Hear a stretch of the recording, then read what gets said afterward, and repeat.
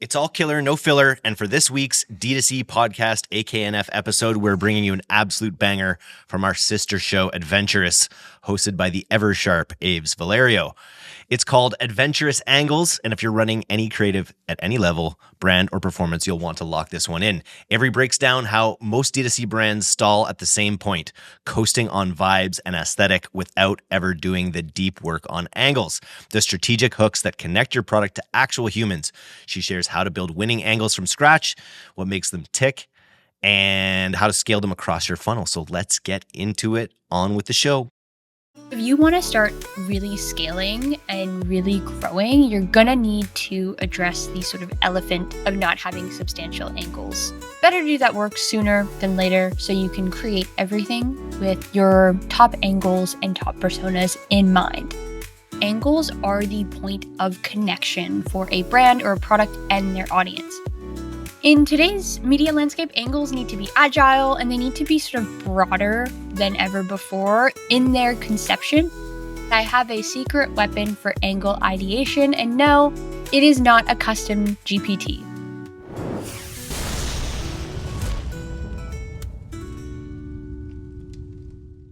This episode is brought to you by Contentful. Marketers, you know that feeling when your creative clicks, when that social post sends engagement through the roof? When your outside of the box campaign hits ROI positive, when a personalized homepage turns prospects into customers, it's utter marketing bliss. Contentful helps you create tailored omni-channel experiences without working overtime. No stress, no limits, only possibilities. Get the feels at contentful.com. Hi, welcome back to Adventurous, the podcast produced by DTC and hosted by me, Aves. Today, we're going to be talking about angles, not the math kind, although I do like math, but we are going to be talking about the marketing kind. I feel like there's such a high demand for content velocity right now that it's really easy to lose sight of real angles and sort of replace them with vibes and lifestyle content and really brand focused content. And that stuff does work and it can help you scale up your organic channels. And sometimes even when we bring that sort of aesthetic B-roll over to paid, it works well. But I've audited a ton of brands who come through having done that exactly. So you have again, I don't want to overuse the word vibe. I feel like as a society, we've sort of overused the word vibe. But if you have a product and a brand that just is very aesthetically pleasing, you may have been able to take yourself to 3-5 mil in rev a year without genuinely thinking about what the angles are that work for your product or your brand. So number one, congrats, lucky you. That's always really fun. And it is really exciting when I do see brands in that position, because what that means to me is it's you do really have something there. You have a core issue that you're solving. You have an attractive brand. The product just fits really well in the marketplace. But if you want to start really scaling and really growing, you're going to need to address the sort of elephant of not having substantial angles. So better to do that work sooner than later so you can kind of create everything with your top angles and top personas in mind. So yeah, if you're in that spot now, or if you're just starting off, or if you just want to get better at creating winning ads, this episode is definitely for you. I guess who doesn't want to get better at creating winning ads? That was kind of a silly one to put in. Anyway, typically when I see brands like I just talked about, really heavy on vibes, really heavy on aesthetic and lifestyle B-roll, they've gained a lot of organic momentum, we have to at that point start talking and thinking about strategy. We need to really think about what we're producing. We need to think about who we're trying to attract with that content. And again, we need to just really ground it in some angles that are proven out to work. One of my closest collaborators and we always joke about coming into performance marketing. We both come from backgrounds in brand and segmentation, communication. So we've really seen in real time digital marketing advertisers really have to come around to some of our ways of thinking when it comes to capturing attention and demand in a strategic way. And it is very exciting. I think both her and I are very cheeky and we like being right. So we like being early and right about things. And one of those things is definitely strategy. So that stuff being like segmentation and personas, why buys, angle development, product development, all of that. For a while, like I said, digital marketers, we didn't really have to consider these things because the thrill of seeing something cool on your phone and then being able to buy it instantaneously was enough of a net new cool shopping experience that it really ballooned out what DTC startups could do with little to no strategy. I'm not saying that was a bad thing. It's like a fun golden era where so many cool brands were born out of that time. But now, oh boy, we all have to return to the roots of marketing and advertising and communication. We have to get a little Freudian with it. We have to think about the psychology of these angles. Personally, like I said, as someone who came from that background and also as someone who is kind of a nerd, I love that. That's really fun for me. That's a good time. So, back to angles themselves, which are a really small part of this overarching strategy that we're talking about. I want to talk to you guys today about how I go about developing angles that actually work across an entire suite of personas that work from sort of the very top of the funnel. We're talking Meta, we're talking Snapchat ads doing pretty well. We're talking things like AppLovin, all those really top of funnel platforms, all the way down to how to consistently bring those angles out in any kind of bottom of funnel marketing you're doing, whether that's retention efforts, website, all of that stuff. We're going to talk about how to take your best angles, first, how to make them, and then how to spread those angles out all over your e-com strategy. Let's just get into it. I feel like these tactical episodes, I really don't need to be like yapping so much. I'm just going to give you guys the goods, give you some tips and tricks. But before we do, quick little shout out. I am going to be talking about a tool that I made again on this episode. So if you're interested in seeing the tool visually, you can head over to LinkedIn where I'm just Avery Valerio, Valerio. I'll also be posting it on TikTok if you like to rot your brain like I do. And the username there is ad_venturous_Ave. So you can check out the tool on either of those platforms after you listen to the episode. I'll be posting some like short form video content and links to the tool there. So what is an angle? Let's just start there foundationally. To put it very simple, an angle in this context is the positioning you use to attract a customer to your product. An angle in sort of older school marketing would be the very core of a large campaign. Across digital execution nowadays in this media landscape, an angle is usually what drives the creation of an ad. Hopefully that makes sense as a breakdown. It's basically, like I said, it's just how you position your product out there in the world. An angle can basically be driven by one of two things, in my opinion, a product feature or a product benefit. So it's like the steak or the sizzle, if that makes sense. An example of this could be the mug itself keeps things warm for very long. That is a product feature focused angle. But one of the product benefit angles could be my make-believe mug brand. Let's pretend everyone loves it and it gives you a sense of belonging because it's like bigger than Stanley. And if you don't have one of these mugs, you're out. So the like product benefit would be social status and belonging. So that's just like a very quick, weird example of how I think about those two things. But especially in today's media landscape, I think an angle has to be tied to one of those two things because you need to create a real value moment in all of your touch points with users. Angles, most of the time when we develop them these days, are for top of funnel channels and audiences. We're looking to attract new customers. We're looking to get more eyeballs on the brands.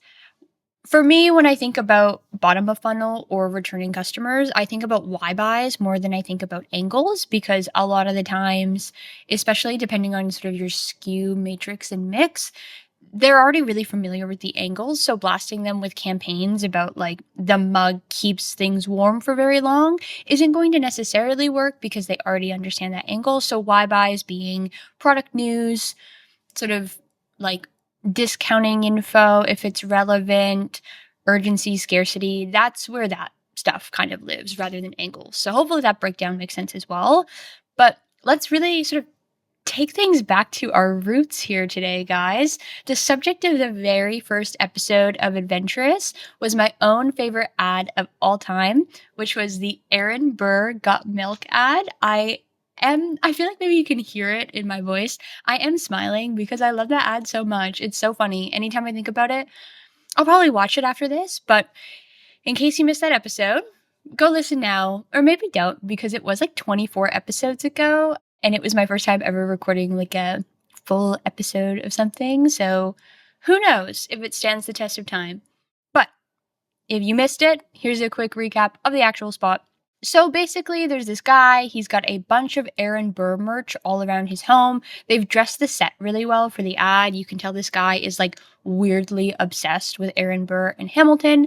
And so he's listening to the radio. Maybe it's the morning, who knows? And he's making himself a peanut butter sandwich.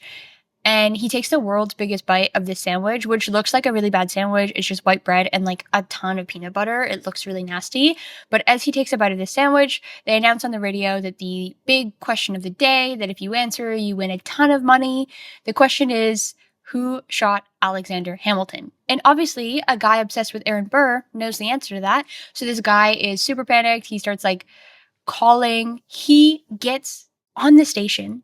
They pick up his phone and he's ready to answer. He has the answer and he can't do it because he doesn't have any milk. He tries pouring some from the carton. He's out of milk. The peanut butter is like sealing his mouth shut, so he can't answer. He loses. He doesn't make the money. And so it's a big bummer, right? It's like no milk. Oh no. What are we all going to do? What is the angle there? It's very interesting to think about. What is the angle there? I'll pause here. I'll let you think. Come up with your answer based on that description. Okay, this is the angle. The angle is, to not mince my words, I guess, it's like a massive pain in the ass when you run out of milk. That is the angle. The genius of that angle is that the angle is not the product. It's actually barely even a benefit of the product, because milk itself, I talked about this in that first episode, it's like a horrendously and hideously boring thing to market. Everybody knows about milk, especially at that point in time. I think this context is really interesting when we think about gut milk as a spot. At that time, like the sort of main angle to get people to buy milk was milk does a body good. And every single person at that time knew that about milk, that it supposedly, this is also coming from someone who does not drink milk. So take this with a grain of salt when I say supposedly. But anyway, supposedly milk was like good for your bones and had a lot of calcium in it. That's neither here nor there. The main angle for milk at that time was like, it's good for you. You have to drink it. But milk sales were going down, right? So it wasn't working. It wasn't resonating anymore. And they needed to think outside the box. And so really with milk, the main thing is when you don't have it, it's annoying because you're not going to go out in the middle of making your coffee to grab milk. It's just genius. If you want to know more, listen to that first episode. But I wanted to redig into that ad because I think it's a really good example of how angles are the point of connection for a brand or a product and their audience. How you express those angles, we'll get into that in a little bit, is where you can really start to deploy some brand fundamentals. But the angle itself is really, like I said, that point of connection between you as a brand or a product and your audience. So for the Gut Milk campaign, Good Bean Silverstein, love them. That point of connection was so interesting because they found it through research and just figuring out, like, why do people buy milk, period? When do we notice milk? What is interesting about milk? And that's how they came to that angle of you don't want to run out of it. So yeah, really try when you think about angles to frame it through that piece of connection point of view, because I think that really helps you understand your audience and what they want to hear and what's going to make a successful angle. So that is some sort of ground laying around what is an angle. How do we think about angles over here at Pilot House? But I want to chat a little bit about how to develop angles as well, because that's obviously a really big part of everyone's day-to-day job.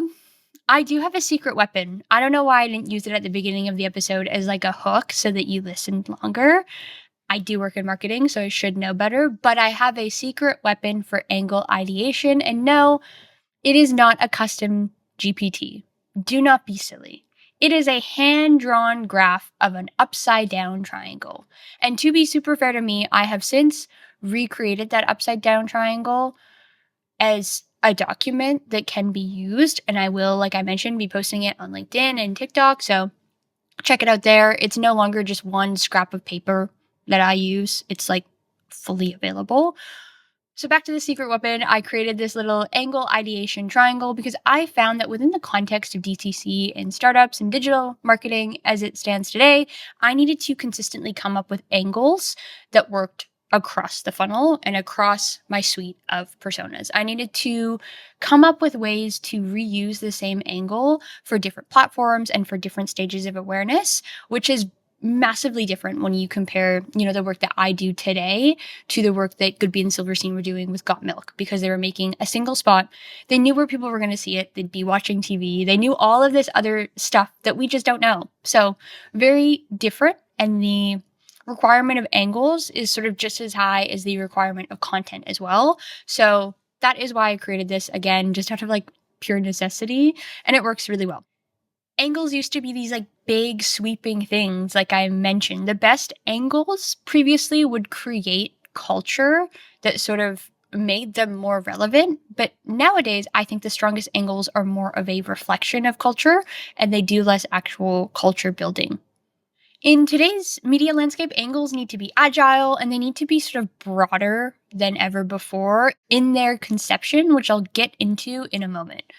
When I'm onboarding an account and I'm starting with sort of next to nothing in terms of creative strategy, this is my exact process. I feel like this is hopefully going to be helpful for you guys to figure out sort of where any gaps are. But number one, I create a really highly curated playlist based on the vibe of the brand. And I'm pretty sure that's just a me thing. And it's actually not that helpful, but I find it very helpful because then I listen to that playlist as I get into my research mode. I did want to share a fun personal anecdote. Once that hyper curated playlist for a brand was Life is a Highway only. And I listened to that song on repeat for days. And then I'm not kidding you, I did some of the best like brand development work I've ever done immediately after. It's like something broke in my brain listening to that song so many times, but I really got it in the end. So maybe try that, maybe don't, up to you. But on to more serious applicable tools when you are onboarding or starting with a brand or kicking off your own brand, or if you just want to validate if you're doing it right. Number one, the real number one, not the playlist number one, is I dig into all the market research the brand has done previous to me, and also any sort of market research for relevant brands. So I like to, again, start with what has been brought to me. I look over, whether it's a post-purchase survey, whether it's actual consumer insights research. I take in everything the brand already has, and then I start combing through things like reviews. I look at Reddit, depending on the brand, try to figure out how people are thinking and talking about this product. And I try to find a couple of key points in this research period. First of all, I try to really understand if the brand is a little bit delusional or not. And I'm being really serious when I say that because sometimes brands come in or brands are founded with this idea of who their target persona is.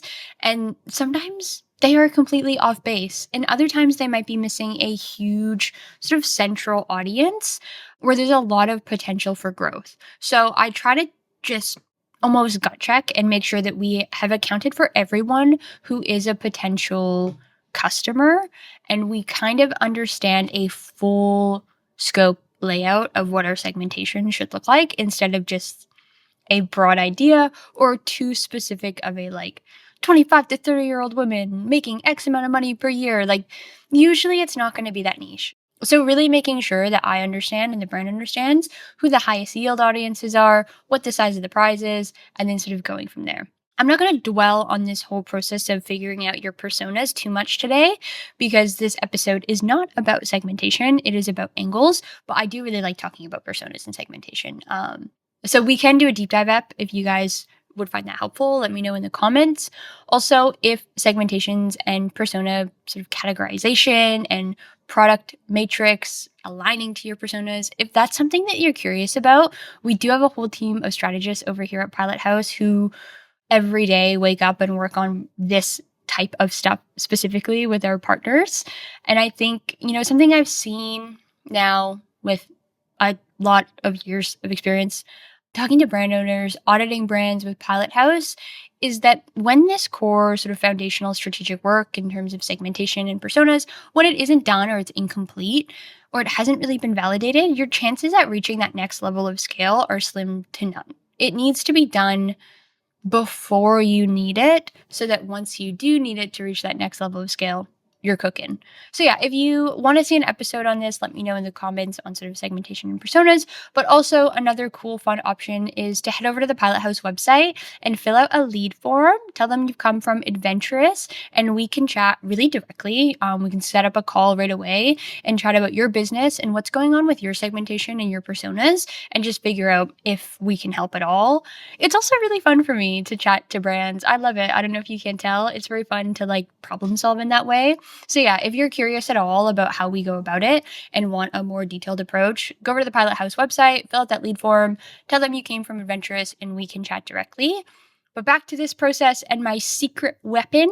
So once I've gone through and validated that brand strat component and really looked at the growth strategy behind a brand that I'm going to start working with, I then break my thoughts into a bit of a persona and angle matrix. I start looking at angles that are already relevant for the brand, and I want to find what people actually like about the products. And I try to be very objective as I do that. I try to find really big angles for the brand and for top performing products specifically. And then I start sort of scratching down how I think these angles are relevant to the personas that I have. And this is when I grab my secret weapon that I call the triangle. And that is such a funny name. And like most of the best jokes that you've ever heard, I'm now going to explain to you why it is so funny. It's like try because I split it into three parts, the top, the middle, and the bottom. And angle because it houses your angles. And also it looks like a triangle. It's super funny. It works on like every level. It's peak comedy. I'm sure Joe Rogan is shaking in his boots. I'm the premier comedian with a podcast. Anyway, the triangle.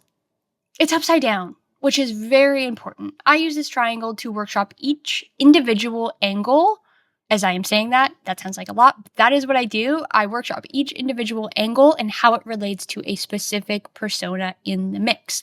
I do this because I want every angle that I'm running for a brand, I want it to work and be relevant at each stage of the funnel. I want to challenge myself to make sure that it is relevant and represented across every single platform. And I also want to make sure that I am representing it in a way that is communicated clearly to the persona I am targeting. So, like I said, it's kind of a lot, but acting like a psycho and doing a lot of planning does create better content. I hate to tell you, if you're looking to hack your way into making relevant, hype, cool content, for a brand, it's not going to happen. You just have to do this amount of work. So get that out of the way. The first layer of the triangle, I'm very excited to announce, is where I store variations of the angle that I think every single person should just be able to relate to. So it's like top of the funnel. Anyone on any platform should be able to relate to the notes that I have in there. So I'm going to use my like typical fake coffee cup brand to give you guys a more practical example of how I actually fill out the three sections of the triangle. So let's say I am filling out this triangle exercise under these parameters. The angle I'm looking at is that the travel mug keeps coffee warmer for longer, and the persona I have is trend-focused Gen Z women. So in that first layer, I'm going to fill it up with reasons and ideas and pieces of copy around why every Gen Z woman needs a travel mug that keeps her coffee warmer for longer. I usually do build my triangles in platforms like Milanote or Figma so that I can also add in actual ad examples of how I'm going to execute this. I do that in each layer, but I start, like I said, very top of the iceberg. And obviously, I know this, you know this, not all Gen Z women are the same, but there are going to be a lot of overlapping similarities from person to person. So I will make sweeping sort of assumptions. It's like, maybe I don't think this is true as someone who is inside this persona myself, but maybe it's like Gen Z women are very busy. The demand is to wear a lot of hats in a lot of jobs. So they're all very busy and they don't get to drinking their coffee at the office very quickly. That is something that most people can just relate to, not being able to get to your coffee and that nice relaxation point very quickly. So running with things like that are just someone who is completely cold to your brand is going to understand, like being disappointed when they go to take a sip of coffee and it's cold. Every single person can kind of relate to that experience. So the very top of the triangle, that's where I put all that stuff. The middle layer is very interesting because it houses two central ideas. The first group is that people inside the fold will understand this problem or this benefit. And the other part of this in the middle is people outside of the fold will be genuinely curious about what we're saying. So I want every idea that I put into this middle layer of the triangle to tick both of those boxes, essentially. I want people who are already sort of aware of coffee mugs to know exactly what I'm talking about. And I want people who don't think much about what they use as a travel mug to be genuinely curious about what I'm presenting around this angle. So that middle piece really is like true middle of funnel marketing, but you should really, like I said, break down your angle into how would you actually describe it under those two parameters, which is people inside the fold will understand this and people outside the fold will be curious about this. Something that I find really interesting when I'm working with brands is that a lot of the times when we assume that we're speaking to someone who already knows the brand or is already very educated on the product, we start to use a lot of sort of like insider baseball lingo and we start to lean on crutches. And I think that a big mistake is, we all spend a lot of time thinking about the brands that we work with or thinking about digital marketing in general. And so it's really a good note to think about the second part, which is people outside of the fold will be curious about this. Are you actually sparking substantial curiosity? Are you getting people to click through? If we're using those parameters of the angle is the travel mug keeps your coffee warmer for longer, and the main persona is Gen Z women, some variation of that angle within this middle part would be like really centered around problem agitation, I guess. And we'd be really thinking about like, how do we visually demonstrate cold coffee? So that is the middle layer of the triangle. I do find this one the most challenging personally to kind of fill out as much as the other two parts of the triangle, but it is where the most value is because most products, unless you are really engineering something different, most products will kind of live in this middle territory where people understand them fundamentally, but you need to make them see how different your product is. So this middle part is probably the most beneficial. The last part of the triangle is people inside the fold will be curious about this. So this type of content, I will say, I don't like running as paid ads. I like putting it on organic channels and I like, using this as a jumping off point for email, but I don't think that the content that you develop at the very bottom of the triangle, which is basically just an iceberg, but the very bottom of the iceberg, triangle, whatever you want to call it, this idea that people inside the fold will be curious about it. It is better suited for organic and it is better suited for building community rather than performance marketing. So there's a caveat there. I think it's important to understand the full triangle because, like I said, you really want to know how you're activating angles across the entire business. So it's helpful to do it all at one time so you can really start to see how things connect together and what that customer journey could ideally look like. So people inside the fold will be curious about this is a really interesting way to frame this, at least for me. I like to think about it as sort of what I mentioned before, really focused on building community through your content that you're developing in this section. So thinking again in the parameters that I set up, which are the travel mug keeps coffee warmer for longer, and we're focused on Gen Z women, we might look at creating content on the organic side that is aimed at specifically Gen Z women. So using a lot of sort of visual signals to them that we're talking to them, maybe throwing in like a Rode lip balm next to the coffee mug. But it's really about signaling to that group of people that you are talking to them and then softly introducing the product. This type of content is really good to brainstorm around when we're thinking about trying to get new people into the fold, or say you are an established brand and you have a new product launch that's going to reach out beyond your typical persona. This is a really interesting place to brainstorm that, and again, think about how it relates back to things that are going on at the very top of the funnel, because this is not, like I said, necessarily going to be specific to performance, but it is going to open up new doors to talk to new people, which is why I think it's really well suited to do this type of content on organic channels. So, showing maybe, like I said, you got the road lip balm, you're holding that in your coffee mug, and you are just like running to the office and having like a joke from the Devil Wears Prada or something as the overlay. It's not a good ad, but it is signaling like she's running late. She's like doing stuff that I like to do as a Gen Z woman. So that is interesting to me. And maybe I'll give it a like on TikTok. What's really interesting to me about how I think about angles through this triangle contraption that I've built is that it doesn't necessarily mean the very top, which is everyone can relate to this.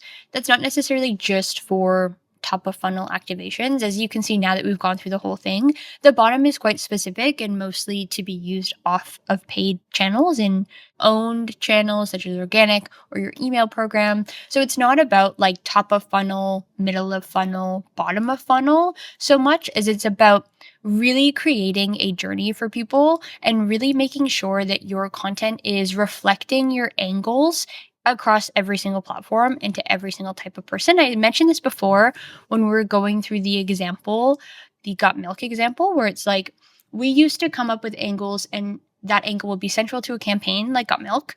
And we knew that that campaign was running on TV and then maybe billboards eventually. And obviously that ran away and there's like t-shirts and people riffed on it and it became this like substantial piece of culture.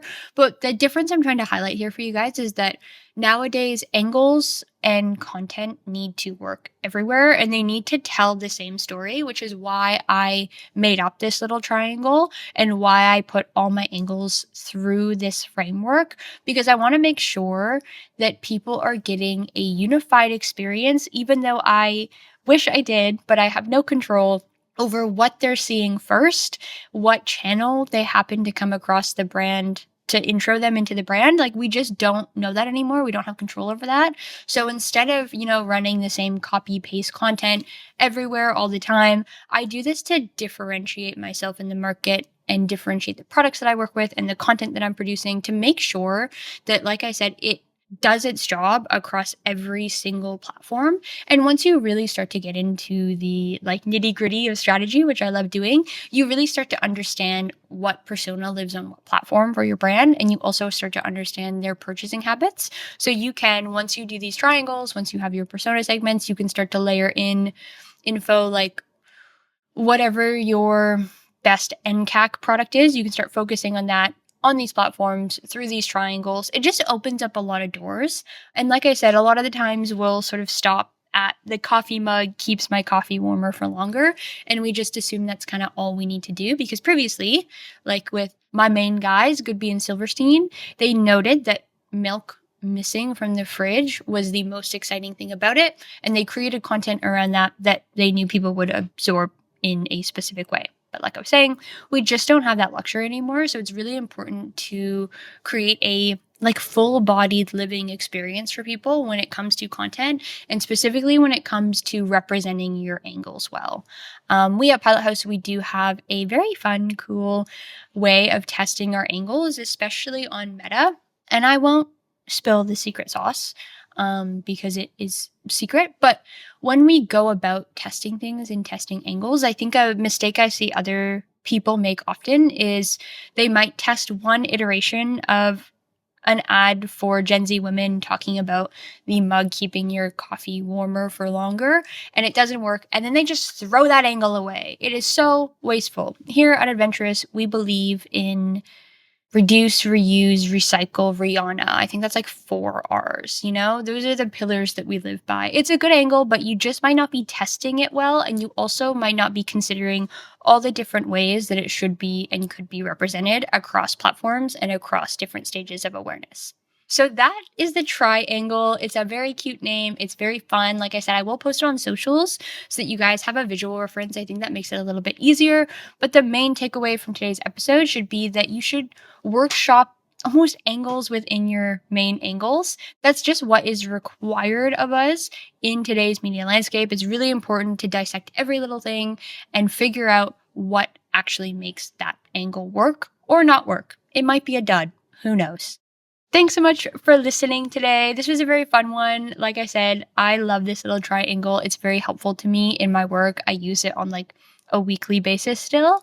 And if you haven't yet, please remember to subscribe and also give a rating. Drop a comment, like I said, if you want to see any episodes on anything sort of specific. I'll see you guys next week. Thanks for listening.